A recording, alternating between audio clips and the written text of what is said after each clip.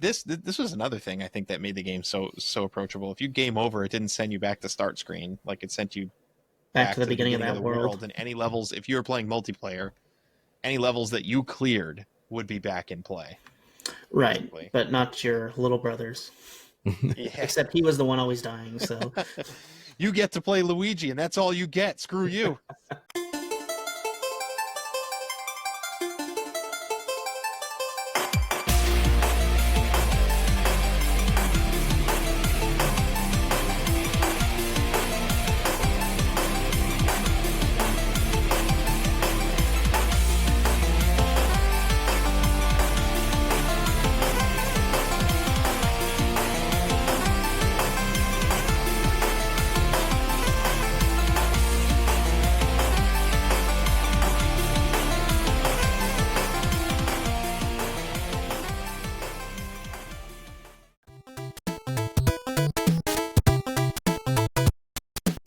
Welcome to the Cable Club. We're a retro video gaming podcast where three paisanos have to defeat the evil King Bowser.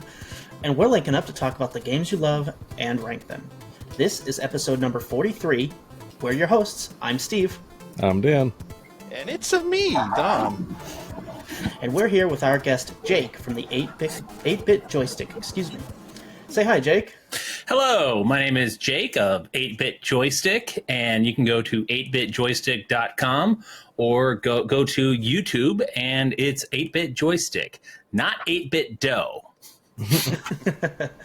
Although they make cool controllers. I used to have 8bitjoystick.com, and I had a blog, and then 8-bit dough got popular, and now if you Google 8-bit joystick, is like, do you mean 8-bit dough? I was like, no, I don't. Oh man! But you make a lot of fine products.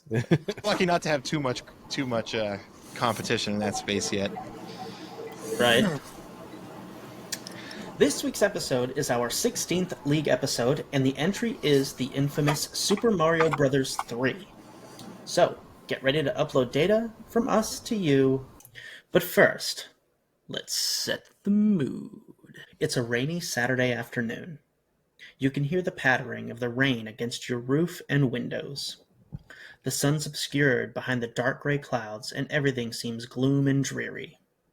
Most kids would be sad and bored on a day like today, considering that everyone wants to be out in the sun on their Saturday, playing catch or running around, climbing things, swimming, biking, or just walking around with friends enjoying the fresh air. You, however, know exactly how you're going to keep the adventures going on a day like today. Your old reliable Nintendo Entertainment System.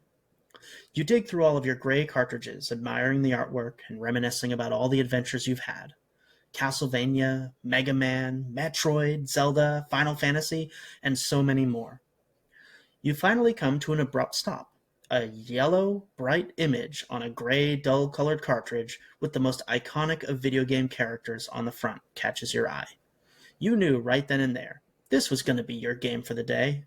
What better way to spend a rainy Saturday than stomping on Goombas and Koopas, powering up and shooting fireballs at your worst enemies, flying around and feeling more free than you did outside.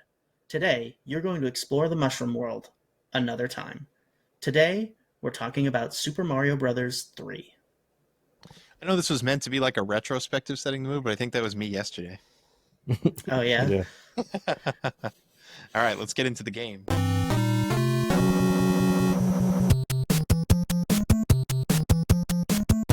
Super Mario Bros. 3. So finally, in 1988, they would release Super Mario 3. But to appreciate that, we got to talk about RAM limitations. So the NES and Famicom were hindered by RAM limitations, and the original Super Mario Brothers was phenomenal for what they could pull off with a basic ROM cartridge. It is only 32 kilobytes of data. You sent emails that have more data, and had 32 levels, which is pretty impressive. And but the development of memory mapper chips let developers swap out groups of data that they were using in almost real time by doing this rapid swapping. But they effectively had a mid-cycle hardware upgrade. So while we now have like, PS4 Pro and PS5 Pro, they use memory mapper chips. So Super Mario Brothers 3 was designed to take advantage of this and to show it off. The MMC3 chip was pretty cool. So it could do really expansive stuff like multi-plane movement. So Mario could run and get the raccoon cap and fly up. And not only could you move horizontal and vertical, but now in multi-plane, that there are levels to do that. And different directions, different costumes, and that was made possible with the memory mapper chips. So the Japanese version of Mario 3 is actually harder than what we got in the West. Because in the West, in the US, you got a fire flower and a raccoon tail and you got hit. You went back to being Super Mario before going to Small Mario. Yeah, you stayed big. Yeah. Right. Yeah. So in Japan, you went right from raccoon to Small Mario. So we got an extra hit, and that actually made it a lot easier. So there was a 2-year gap between the Japanese release in 1988 and the US release in 1990.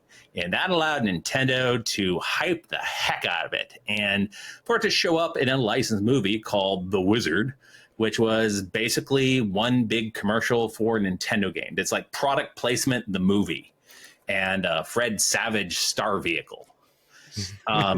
So I actually heard that the reason one of the big reasons they did that is apparently there were massive delays due to chip shortages at the time. Well, that they weren't going to get it out on time. There was, Japan got like, the Famicom was released in 1985, and then Mario came out in 85 or 83, came out in 85, or Super Mario, and then the US got it in like early 85, early 86.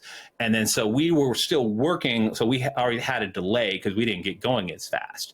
So while Nintendo did have a massive chip shortage, and the weird thing is it hit their third party, not their third party, their first party. So what really, really hit was Zelda 2.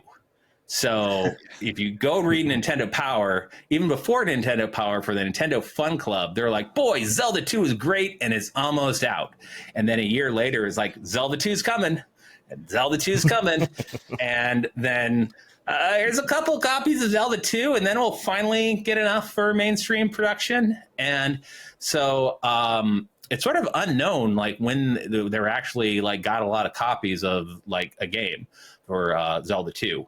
But so it's weird. It was delayed so many times. Games that were based on Zelda 2 was very influential. But games that were influenced by Zelda 2 came out in the US first because of the delay. Wow. Yeah. And games like Rambo. And but seriously, Rambo it is very Zelda 2. I'm laughing because I know exactly what you're talking about. Right. It's really Zelda 2. So Super Mario 3, so this came out in 1990. So the chip shortage was really more like 88, and it really was solved by then.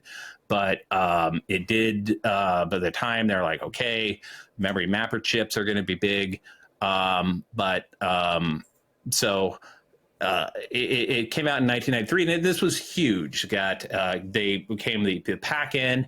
And it's a really big deal, and it really holds up, and it is just a genuinely fun game for the music and the way that you bounce around. I love it. Yeah, I mean, this is like, so there are times in my life at my age where I go back and I revisit a game and I think to myself, maybe this is the last time I'll ever play this game ever. As sad as that is. But life gets busier. But Mario 3 is one of those games that I feel like I never feel that way, no matter how many times I beat it. Yeah, it's such a nice quick hit. It's so modern. It's so and it's always ported. It's always brought forward. Yeah. So and other Nintendo franchises have their fans, but it really was Mario in the 1980s and early 90s that made Nintendo what it is. And so that's why my vote that's why that belt is going to be mine, because you can't be Super Mario Brothers 3. Yeah.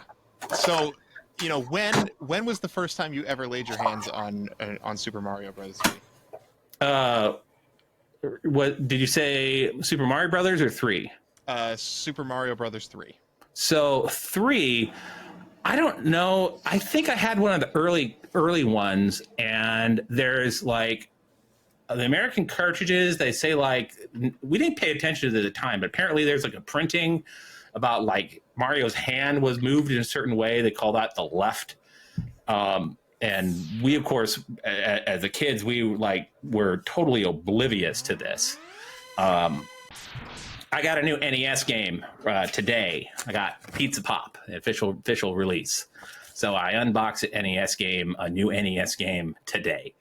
Yeah, so I did get a copy in 1990, and it was great. And Nintendo Power had sort of a they would literally try to 1 second. My cat is so annoying. Could you chill? Really? Anyway, he has no chill. An extra treat for the audio listeners here. You get to hear it. Hold on. Wow. He is 20 pounds of fun. Wow. He's a big cat. Yeah. He's a big cat, and he can tell whenever I have the lights on and I'm recording. So could you chill? He's saying should have played Super Mario 3D Land with Cat Suit Mario. Oh, Super Mario 3D Land would be. So he's obviously a Super Mario Land fan or Super Mario World fan. So Super Mario Land, that is the first. That again, that's a perfect example. That is the first Game Boy game developed, Right. and before Tetris. And so that's my theory that Nintendo has always. I could even go get my Donkey Kong Game and Watch. And so the whole movement of Nintendo from originally from the Hanafuda cards, and then their weird in the 70s experimentation with toys, and and that trying to get into relationships are really, really big in Japanese business. And so by making these toys, Nintendo sort of had like the love tester. How many people know about the love tester? What is the love tester? The Doesn't love sound tester. Like anything good. So I keep on my videos when I write them. I keep coming back to why an ultimate I can say badass. Gunpei Yokoi. So Gunpei Yokoi was an engineer at Nintendo, and he invented many different things. The Ultra Hand, and then the Love Tester. It was basically a voltmeter. And two people would hold an electronic voltmeter, and it would measure like the ampage of their skin and between the two, and it was supposed to be the love compatibility. Wow. And this makes me curious on so many levels to hold this thing with. right, and so, but it was probably best not to know. But basically a voltmeter. Yeah. And so, but he was, sort of as moving from playing cards to electric toys. And then he invented light guns and the full motion video with the Wild Gunman arcade cabinet. And then, which was then turned into the Zapper. But his theory was new application of withered technology. Let's see, I'm probably getting the quote wrong. But and really this is like when Nintendo was Nintendo, they were sort of following this design philosophy, and they're still doing it to this day by utilizing a profitable technology and using it in a different way. And they were.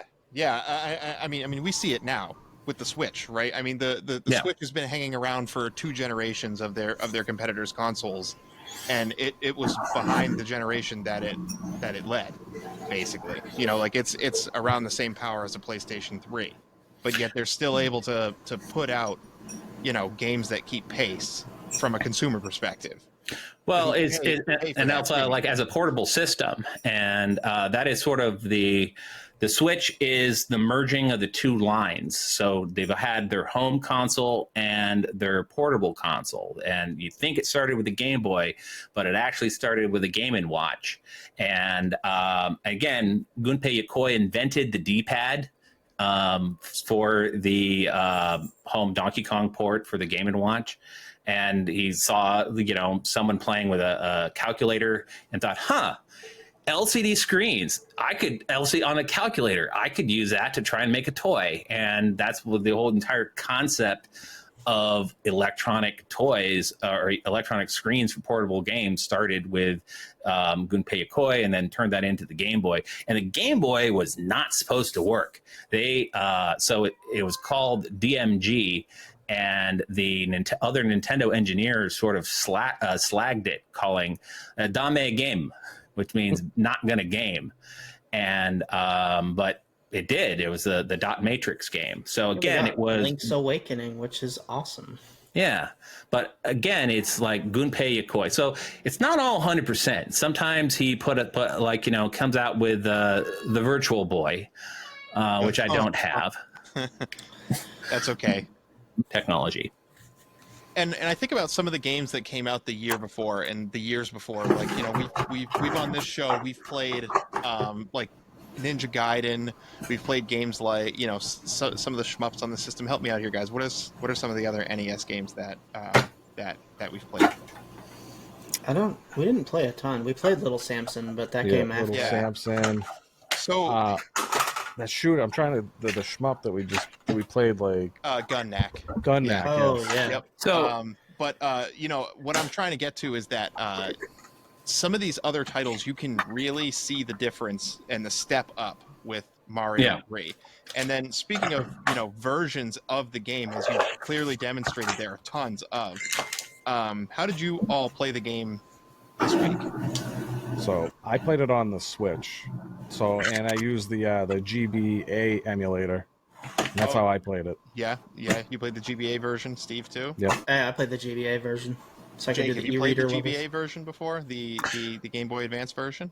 yeah, and they also had, again, trying to tie a piece of technology into it. There's the 3D e-reader games Yes. that are exclusive to that, which you then have to load into. It's the bane of collectors, because there's certain levels that you have to load into the e-reader and get them on physical card. Yeah, so back in the day, there used to be these cards, and actually, my brother was at the age where he would have cared about that. I was probably at the age where I would have been over it. But if you download the WiiWare version of the game, or this might be the case on the Switch version too, they just gave you all those levels. You don't have to collect the cards. So Good. That makes sense. Have you played them, Jake?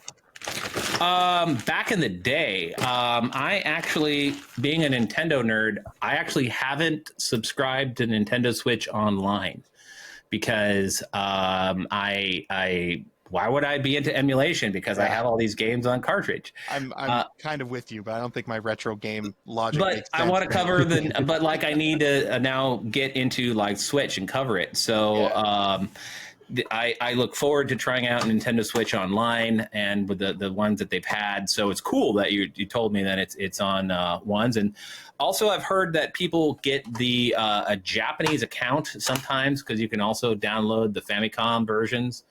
Also, let me say, so the American cartridges have the technology of end labels. Yeah. So if you got your cartridge on your shelf, good, yay on that, because the Famicom does not have end labels. And I actually made my own labels for Super Mario World right there. So I got a big box of... Actually, by those the SNES had them. Things, those little Etsy stands that stand them all up. I actually love those for my own little cartridge collection.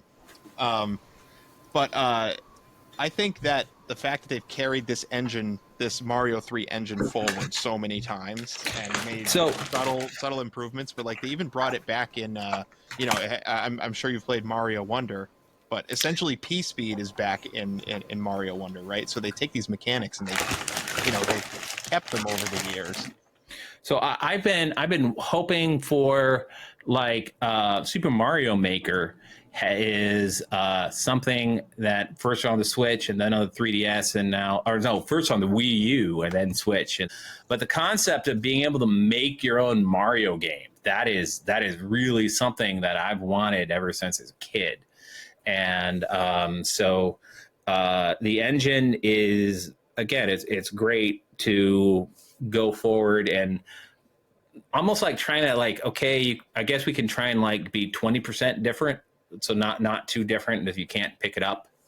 But again, when they introduce something and then it's got to like, you got to spread it out, and so they could like, introduce a new hat or a transformation and then teach you how to use it.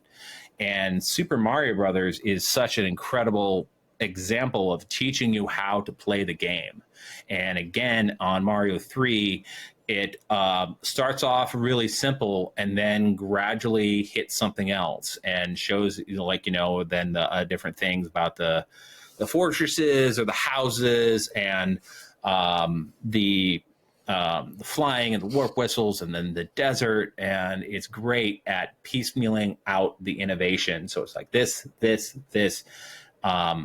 So and games back then, I think, kind of had that formulaic kind of level design. Like you could run into a game, it'd be, I don't know, I'm trying to think of a random example, but it would have its desert level, it would have its ice level, it would have its fire level, right?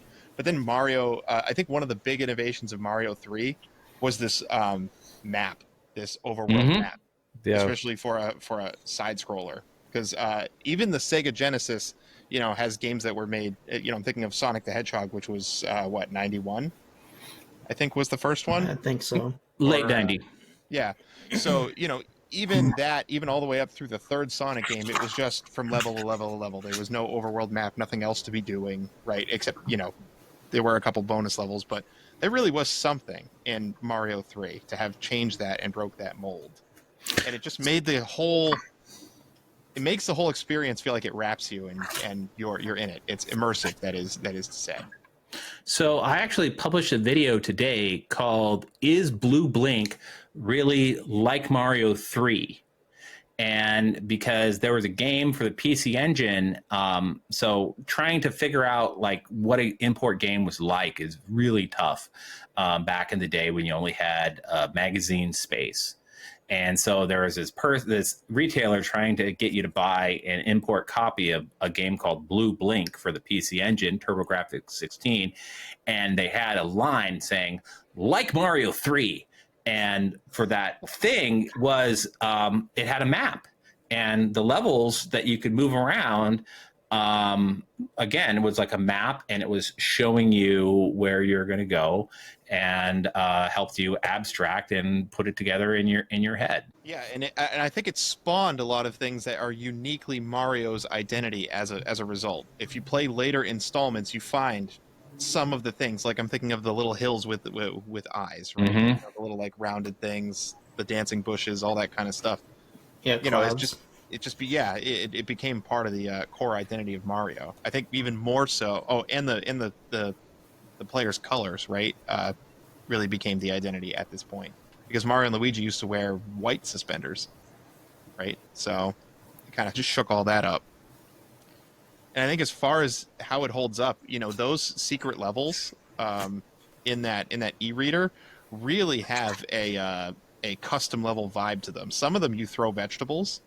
Some of them have the super cape from Super Mario World, but still play with Mario 3 mechanics. So you still have to get things like P speed up and going like that, right? But then, taking it to the level of something like Mario Maker, right, where the engine still holds up to modern platformers and still wildly popular. Yeah. And, the game, unlike a lot of the platformers of the time, the game was enormous, and there was a lot of secrets, right? So those whistles and things, but also the hammer.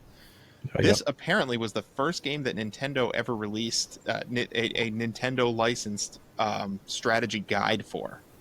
Like, other companies were making strategy guides before that, but this was the first Nintendo created strategy guide, apparently, was Mario 3. The game was pretty big. I think there was over 80 levels in the base game, which is pretty massive, considering 1 and 2.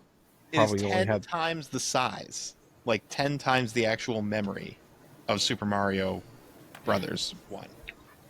I would believe it. So they didn't want to have a battery save. And so the warp whistles are a way of getting around the fact that it doesn't have a save feature. And so for Mario 2 for the FDS had a save feature.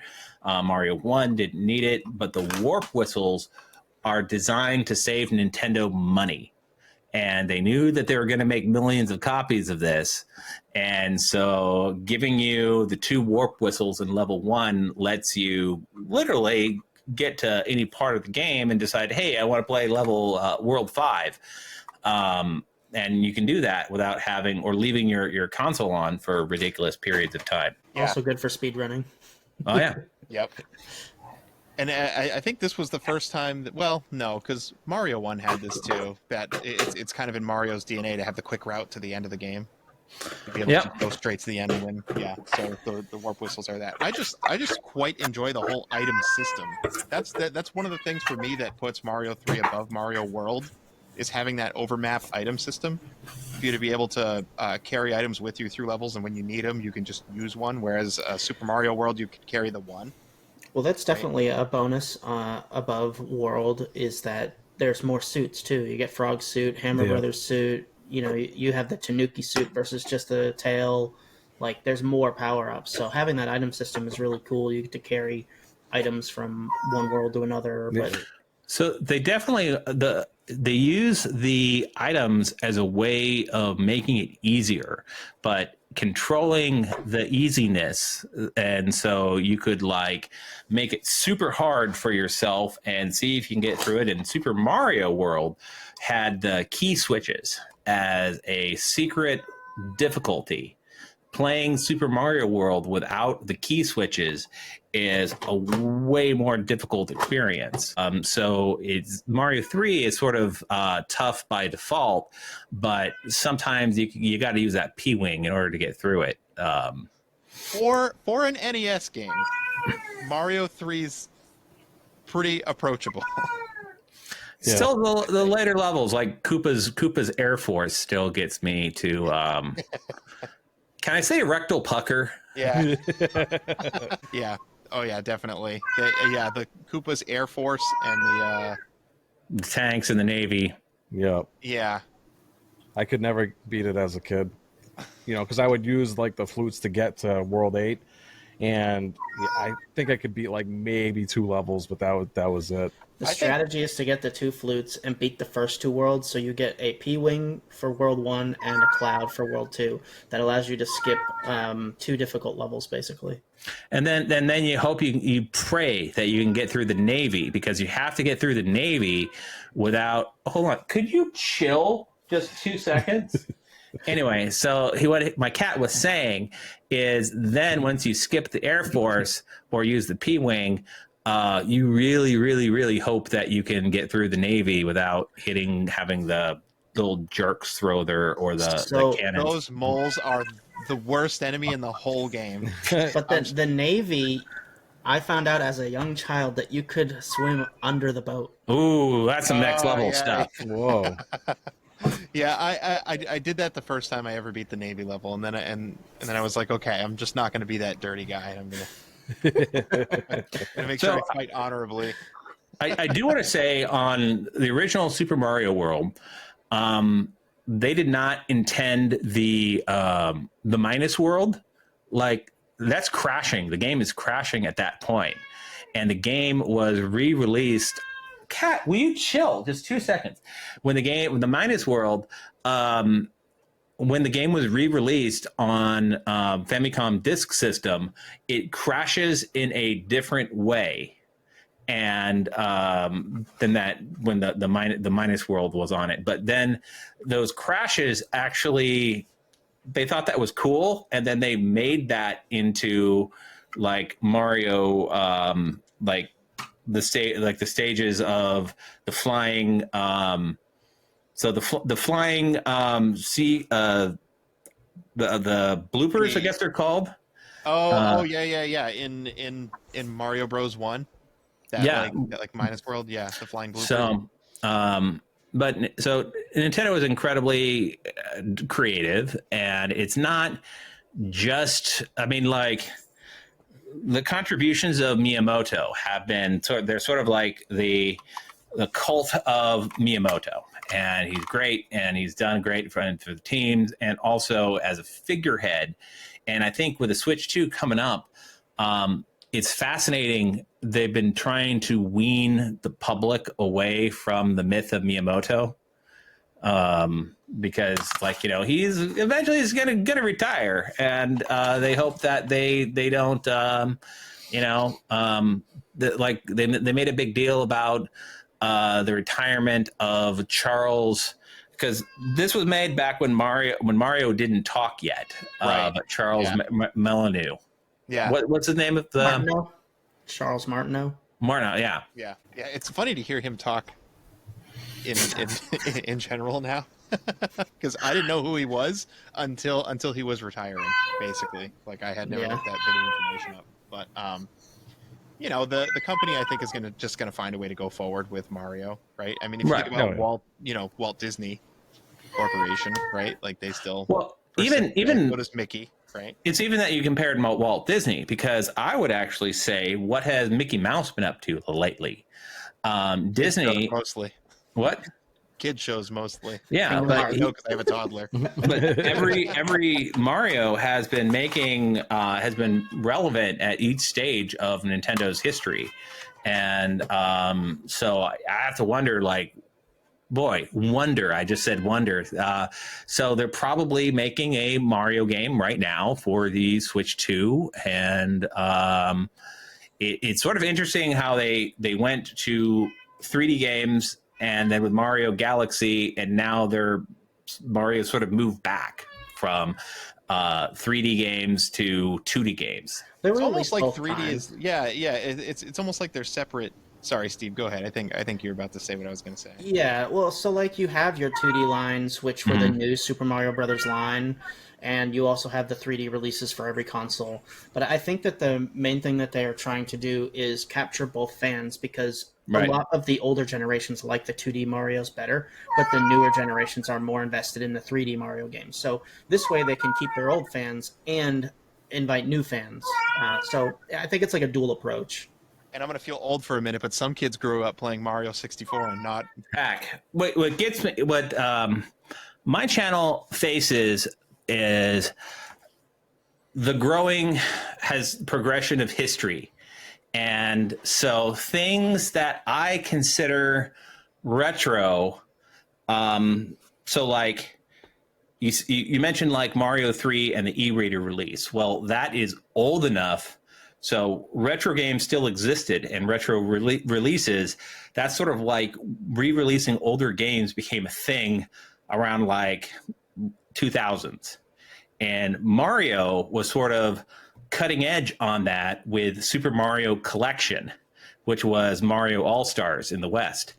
Yeah. And good point.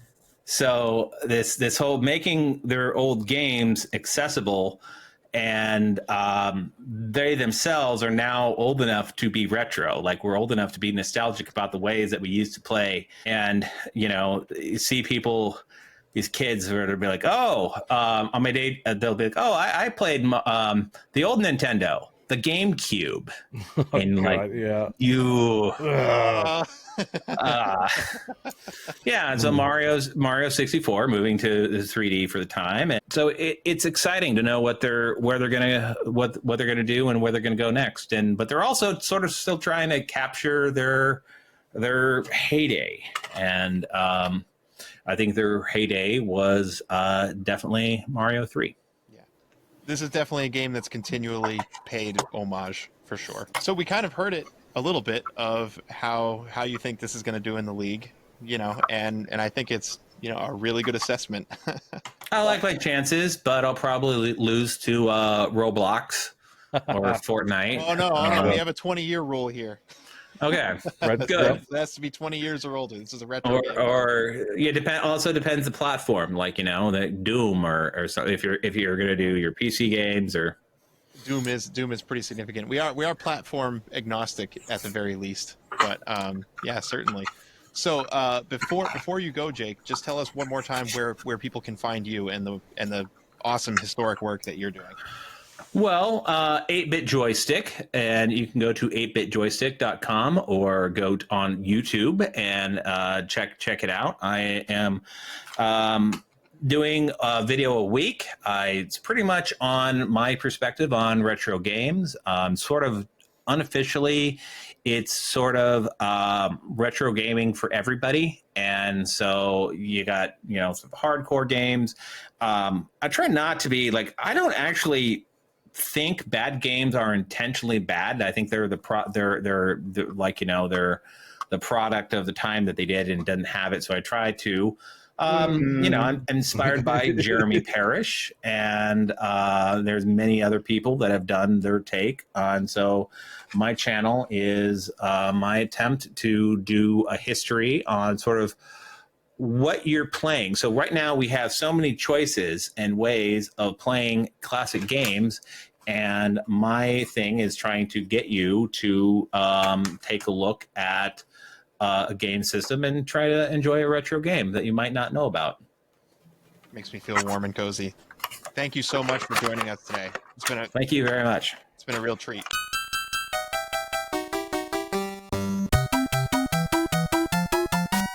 If you are still with us at this point, you must kind of like what's going on here. So we get together and we talk about a new old game every 2 weeks, and we enter it into our league or not. And if you need that in your life, or you need a retro gaming community to hang out with, consider hitting the subscribe button and get this directly to your feed every Tuesday morning. Wouldn't that be great? You could also consider joining our Discord and actually hanging out with us on our awesome gaming couches and play retro games with us throughout the week. Not just retro games, other games too. All things gaming. Or just leave us a comment. We are pretty responsive, and we enjoy hearing what you have to say. Yes, we do. So, you guys want to get into... Please talk to me. I'm lonely. We're all lonely. That's why we're here. Do you... Let's get into our review of Mario 3. So, I think one of the things we didn't cover was just gameplay in general. But if you have not played Mario 3 and you're sitting here listening to this podcast, I don't know why you're here. I do appreciate that you are here. I just don't know why you're here. I think you need to pause the episode and load up on your Nintendo Switch Online some Super Mario Brothers 3, and then you can continue. Yes. We're gatekeeping. Yeah. It's pretty much the most awesome side scroller. Like, I think this really defines the category. I don't know if you guys feel the same, but I'd say even more than the original. I had tons of hours on this game as a 5-year-old. Yeah, Super Mario Brothers 1 is more of a proof of concept, and Super Mario Brothers 3 is like the apex of Nintendo Mario. Like, they pulled out so much of the DNA of the first game and just added and built upon it for Mario 3. Yeah. So, yeah. That's what sequels should definitely be. Like, this is just so good. Power-ups and, just everything that the game just added. It's so fun. Especially because at this time, they didn't really know what Mario was going to be, right? Like, they had Mario 1 and Mario 2, at least the Japanese Mario 2, which was like the same. But then they, reskinned Doki Doki Panic, and, it literally could have gone that way, right? Which was a whole different game. There were no fire flowers in Doki Doki Panic. Like, there were certainly no. No, everybody got firepower by pulling vegetables out of the ground. Yeah, it was just so different. And, it's cool because now we have characters that are in Mario that were not part of a Mario game, like Shy Guys, right? That would never have made it to Mario ninjas, without it. But ninjas or whatever. Yeah. But Mario 3 brought it full circle back, and I think really cemented that DNA. Something interesting? Early in development, they were so grandiose about the design of Mario 3 that they were going to turn it into an isometric game similar to Sonic 3D Blast. That was like their goodness, original they concept. did not. Yeah, we were so close to just ruining Mario. I know. Mario would have been a thing. Nintendo wouldn't have been a thing after that. I mean, it's such an interesting development story because they really set out to do something big, and they went through a lot of ideas to get there. And you mentioned there was a ton of levels, Dan. There was just like a period of time that they just like came in and drew levels by hand, like for weeks and weeks and weeks to create all the levels and There's bring it so in many the levels. Like programming. some of the worlds have like 10 plus levels. I'm like, holy moly. Yeah. I know this is just like slightly off topic, but I think Super Mario World was actually being It's okay. developed. It's that kind of day. It's okay. Yeah.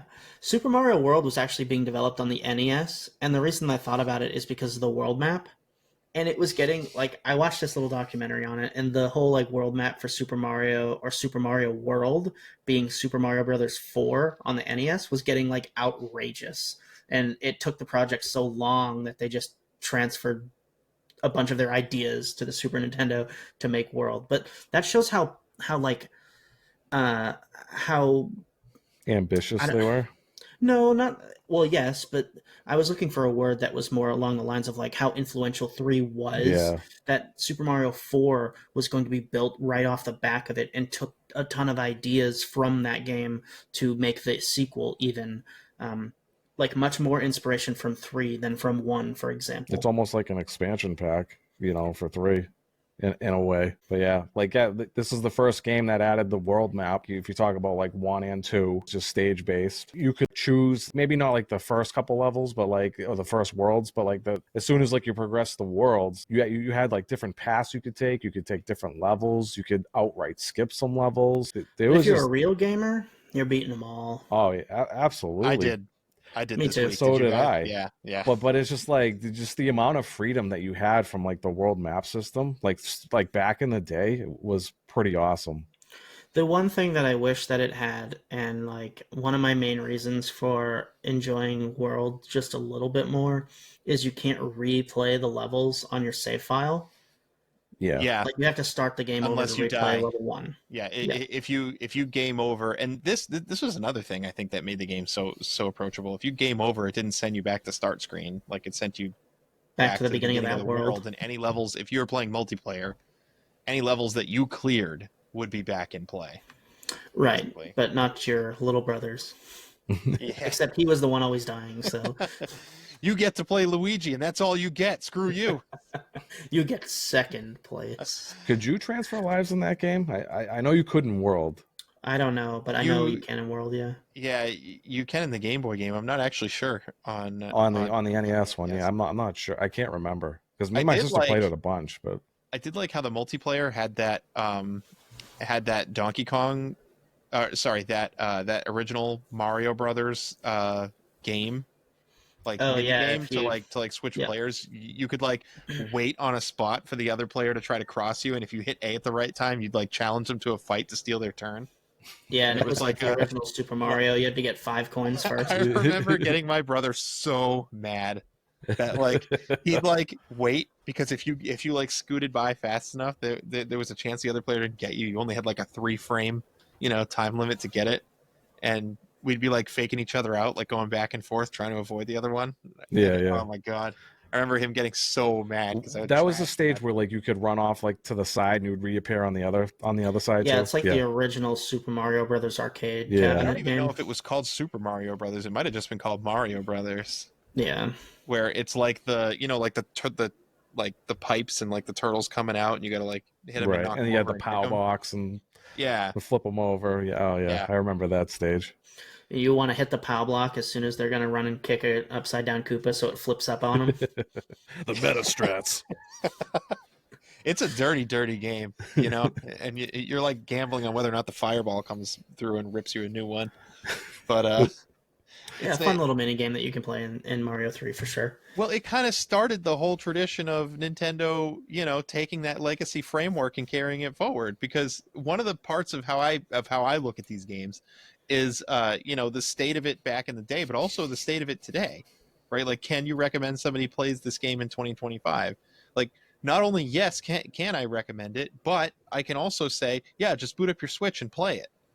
Yep. Like, this is an incredibly playable game, and it's been, and Jake mentioned, it was brought forward as early as the Super Nintendo. Like, Super Mario All Stars was not that many years later, right? Like Right. maybe 4 years later. I don't know. I need to get the actual release date. If you know the release date, tell me in the comments. But it really wasn't that much later that it was ported already, and it probably is one of the earliest examples of a console port. Yeah. No, the game's just, it's very approachable. And I would recommend it to anybody. I would say, like, in my opinion, because like I definitely like the side scrollers more. And I'll be honest with you, I haven't really kept up with like Mario's, like the more recent Mario's, but like this is like if we're talking like, let's just say like Galaxy Down, this is definitely in my top three. Like I would say this is number two for me. I would say World slightly ekes out just a little bit. Oh, I'm outnumbered. Just a little bit, but like this game, it's just phenomenal. Like, I don't want to spend like too much time comparing it to World because that's not what this episode's about. But one of my gripes with Super Mario Brothers 3 is most, not all, but most of the levels are really short. Yeah, I felt that a little bit this week. So did I. Like I was gonna say, I don't remember these levels being that short when I was playing them as a kid. But like, you could beat like a few of these levels within like 10 seconds if you're just running right through it. The Tanuki tail is without a doubt a better power up than the Fire Flower. Like, absolutely. Well, some of the like levels with like the water, like those levels are like actually really short. I don't know if like they just kind of taken it into account, like if you fell in the water, because like that would obviously add time to the stage. But like, like if you were good at jumping and stuff, you could gap those levels in like 10 seconds. That being said, I kind of applaud that because they didn't do a lot of repeat sections. Like if you play enough of the NES catalog, you will find that there's just levels that do the same thing 3 or 4 times and just pad their length artificially. Super Mario Brothers 1 is one such game. There's basically, I think there's only like 5 actual maps other than the castles. The castles are all unique, but like the rest of the levels are like all the same map, just with different enemy layouts. Like there's really only one water level. Like it just has different enemy layouts. Like it's a lot of those overworld levels in Mario 1 have different kinds of obstacle placements and things too. Yeah, they do, but it's just if you play through it without skipping, I think you'll agree that it's pretty surprising how much of it is repeated. Like, and I think the levels in that game are longer than Mario 3. Yeah, some of them are. What was you guys' favorite worlds? Because this game has 8 worlds, and they all have their own identity. I like the big world. It's just because World 3. I think it's World 4. Oh, World 4. World 3 is water. Yeah. It just sticks out to me so much, and like I remember like playing it as a kid, like and just being absolutely amazed by it. Even today, I was gonna say that one too, but like going back and replaying this game, there's not a lot of like big levels in it. There's like 3 out of like 6 or 7. There's just big blocks. Yeah. And then you get normal size enemies, and you're like, "Come on, man! I want like that fat piranha plant." Yeah, the Koopa's really fat with his little pencil neck too. But is it cheating to say the e-reader levels? Because I really do love them. Like, does that? I didn't get to play them this week. I want to go back and play. Levels. Dude, and there's one that's just spikes, and the only way you traverse it is to jump from enemy to enemy. Oh my god, sounds like Mario Maker. There's no platforms. Yeah, it basically is a whole Mario Maker thing. It's awesome. But anyway, if I had to pick a favorite world, go ahead. It's Pipe World. That's 7. Number 7. Yeah. He likes the theme, right? That music is just so funky. Dan, you gotta play some of that music as like one of So, my favorite e-reader level was it was one of the last ones, but you had to run the entire time. And I don't know, it's just fun. I did have a lot of fun playing. I was on vacation for 4 days, and I played through on a lot of my free time. I had fun. Yeah. I'm just happy, like, when I played through this game again, just like how when you play through every world, they didn't like not miss like a single biome, pretty much. You had like your water biome, your desert biome, the sky, ice. Like, I guess Pipe World, I would consider that like a forest level because it kind of looks foresty in the background on the world map. There's You certainly know, like a a lot more jungle. plants. Yeah, there's like that's like the piranha plant world. you get your lava level, and just like, man, they went through everything to make sure every biome was in this game, and like, I like those like little details in a game. Yeah, that I think it's probably something that's no, actually, it's probably not true. I was about to say kind of aged out of video games, but no, it's not really, right? Like games still have I'm Yeah, thinking of like I guarantee Metroid 4 will have a snow area or They Metroid Prime always 4 will do. have a snow area and a lava area too. In yeah. a water So, area, and yeah. yeah. Well, Nintendo in general is pretty good at it, I should I don't know. say. I kind of enjoy that though. I do Personally. too. Yeah, it's cute. All right. I think that's all I really have to say about it. I mean, it's just a timeless game that, I already said once, I know I'll pick it up again at some point, and it's just, you just slip right back into it. It's so easy. Yeah. I just do want to say, I mean, this is probably common knowledge, but in case it's not for anybody watching or listening, is like like the intro, it shows the stage.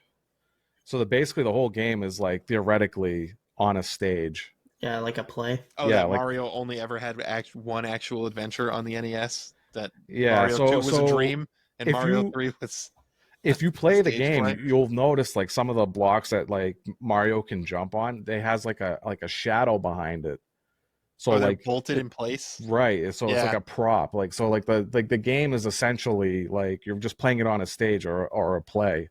And then when you get like the power up in the end, or like the star or whatever, or the mushroom, that's like kind of like him walking off stage, which I thought was pretty cool. That's one of the things that I find so darn charming about Paper Mario, because I think it plays into that childhood aesthetic that Right. I They didn't might have realize was there they until you might have just pulled said it it. off from that, like I Yeah. wouldn't be surprised. And like I recently played Yoshi's Story for the N64 with my daughter, because it's like a moving storybook, Very and colorful. it plays into the same Paper Mario aesthetic. So Mario's always kind of done this kind of thing, and I didn't put it together really Especially until in you just Paper said Mario that. Yeah. 2.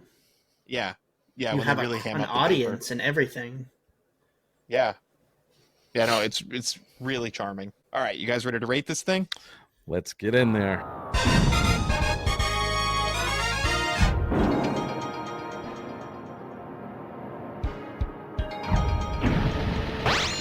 All right, this is the part of the show where we put we put the game of the week into our patented retro game league. If this is your first time with us today and you don't know how this works, we have in front of us what looks like a tier list, but it's not a traditional tier list, not in the basic sense, because in this list we're sorting games into cups, and once we have 25 games all sorted into cups of 5 games.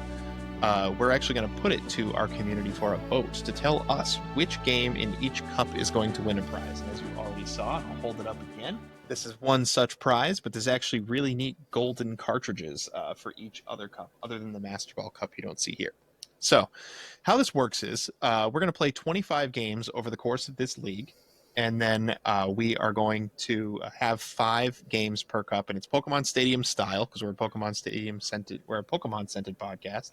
It's going to go from Apricorn, Pokeball, Great Ball, Ultra Ball, and Master Ball.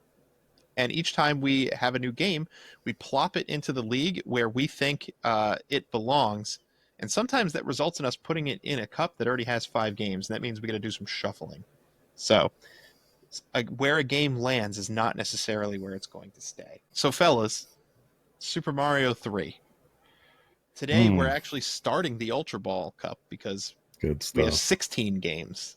So, Right. we're now starting our 4th cup. But where is this guy landing for you guys? I'm debating if I just want to throw an Ultra Ball now or if I want to promote another game, because like I have no doubt in my mind that this game will go high, but I'm seeing a couple great ball tier games that I would rather see in Ultra Ball first, at least. I'm looking at StarCraft and Paper Mario And FF Tactics. Those are the 3 to games bump. that I'm looking Yeah, at. to bump up. But like again, like there's no way that Super Mario 3 is going to stay in Great Ball. I guarantee you it won't. But just All right. for now. So you have those 3 games ahead of Super Mario 3, Dan. So then, I mean, definitely StarCraft and Paper Mario, in my opinion. So I broke the tie last time, so I'm gonna go second and give the tie break to Steve this time. And I think that Super Mario 3 is absolutely, without a doubt, Ultra Ball.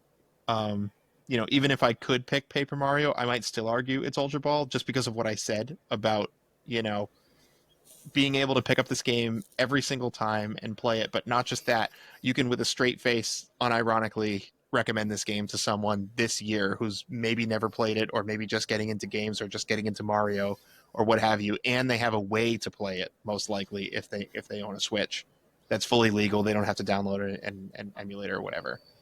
And they're going to have a great time, and it's going to be a balanced, reasonable ask of them. So for that, for me, it's Ultra Ball. But I'm going to give it to Steve to make the deciding vote this time. For me, I think it's a really, really great game, and it's one of my favorite NES games, for sure. But unfortunately for it and me, it just doesn't lack. It lacks the depth that I require now as an adult. So I personally would put it in Great Ball because there are some games in there that definitely have the depth that I'm looking for in a game. Um, expansive story, or multiple extra systems to just like break up my play. The only thing with Mario 3 is that you feel like you're playing the same game the whole time. So I like a varied experience, and it doesn't quite deliver on that front, but it is an amazing game. So All right, I'm outvoted. Mario 3 is going to start in Great Ball tier. It won't stay there. no.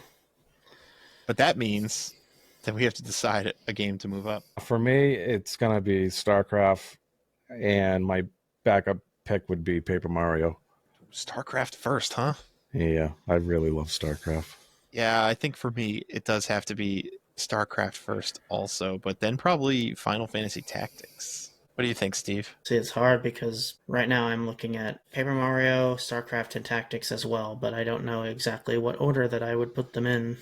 If I picked Tactics and Paper Mario, then that becomes a three-way tie, right?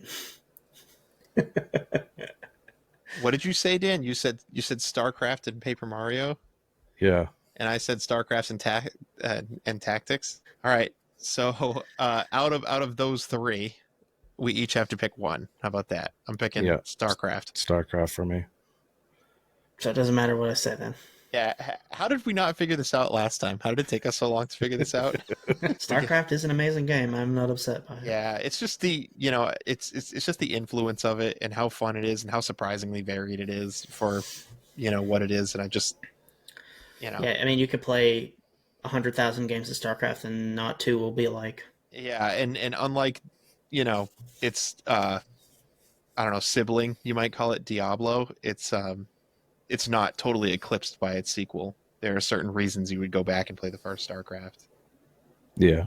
So yeah, no, I would agree there. To this day, there's still hardcore Brood War fans. So Paper Mario has been eclipsed finally. I feel like it was the reigning champ, and now it's been dethroned. Well, the thing about the whole cup leagues is once all of the dust is settled, the audience gets to vote on what placement inside the cups they get. So and that there might be fine tuning on our part before they get to vote too. I know. I was saying, I was just kind of enjoying how you guys were promoting my game to the top, and I felt really good about that. I have a lot to thank you two for in terms of my gaming diet, including Mega Man. So I was grateful to have shown you guys something. Yeah, but we still got gold and silver sitting in Apricorn. You did not show me Paper Mario. Oh, really? No. Oh, I definitely thought I was the first of our friend group to play that game.